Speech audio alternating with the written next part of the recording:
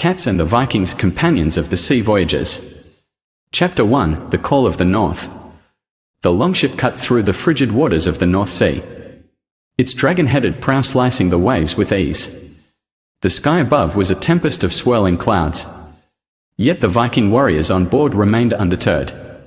Among them, moving gracefully across the wooden deck, was a small but formidable presence, a cat with sleek fur, keen eyes, and a spirit as fierce as any warrior on board. This was not just any cat. She was a descendant of the great Norse felines, creatures revered by the Vikings for their skill in hunting, their keen senses, and their uncanny ability to survive the harshest of climates. Her name was Freyja, named after the goddess of love, war, and magic, an omen of luck and protection. Vikings, known for their seafaring prowess, raided, traded, and explored vast territories, from the shores of England to the distant lands of Vinland. But few knew of their feline companions, creatures that played an essential role in their voyages. Chapter 2, The Feline Protectors. Cats had long been intertwined with Norse mythology and culture. The goddess Freyja, after whom our feline protagonist was named, was said to ride a chariot pulled by two giant cats, gifts from Thor himself. Because of this divine association, Vikings believed cats brought luck, protection, and supernatural insight. More practically, cats served as guardians of Viking ships and settlements. The long voyages across treacherous waters meant months at sea, where grain, dried fish, and other provisions were stored below deck. Rats and mice could spell disaster, gnawing through supplies and spreading disease. Viking ships, known as drakkars and gnaws, relied on their feline crew members to keep these vermin at bay. Freyja, the ship's cat, had earned her place among the warriors.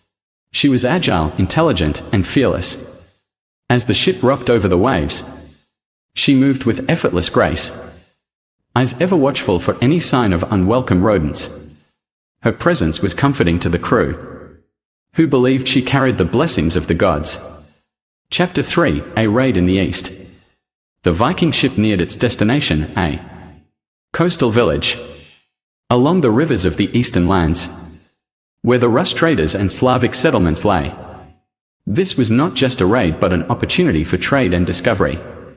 The Viking warriors prepared their weapons, sharpening axes and donning their battle gear. Among them, Freyja sat atop a wooden crate, watching them with an air of silent authority. As the village came into view, the Vikings disembarked, their leader, Eric the Red, at the helm. Freyja, curious and bold, leapt onto the docks, tail flicking as she surveyed the unfamiliar land. Unlike other animals that might shy away from battle, she remained composed. The battle was brief but fierce. The Vikings, superior in skill and weaponry, quickly overpowered the village defenders as they secured their spoils, loading gold, silver, and furs onto their ship. Freyja played her own role, hunting and chasing away the rats that had infested the granaries.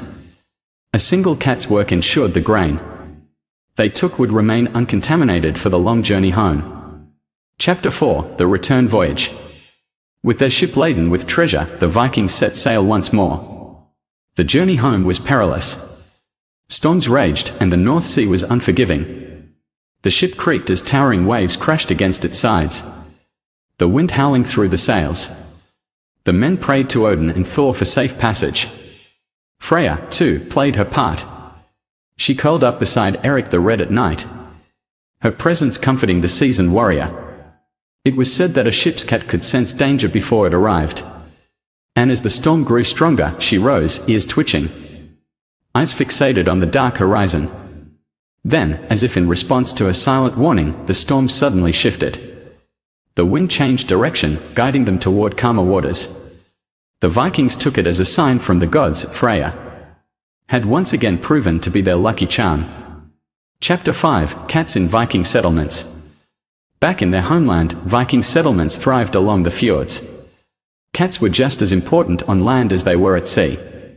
In the great halls of the Norse warriors, where mead flowed and tales of glory were sung, cats roamed freely. They kept the granaries safe from pests and provided warmth during the brutal Nordic winters. Viking women especially revered cats. They were seen as symbols of domestic prosperity and fertility. Many families gifted kittens to newlyweds, believing they would bring good fortune to the household. Freyja, having returned from yet another successful voyage, was no longer just a ship's cat, she was a legend among her people. Chapter 6: The Legacy of Viking Cats. As centuries passed, the Viking Age came to an end, but their legacy endured. Their seafaring skills shaped the world. Their myths inspired generations, and their love for cats spread across the lands they traveled. The descendants of Viking cats can still be found today. The Norwegian forest cat, a breed known for its thick fur and hunting prowess, is believed to have evolved from these ancient feline warriors.